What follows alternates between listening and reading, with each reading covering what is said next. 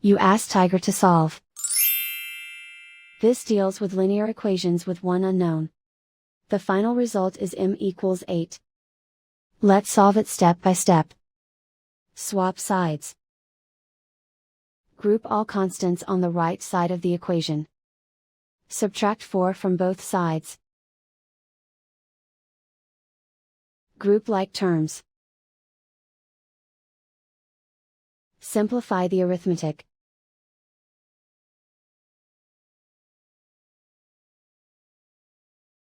Isolate the m.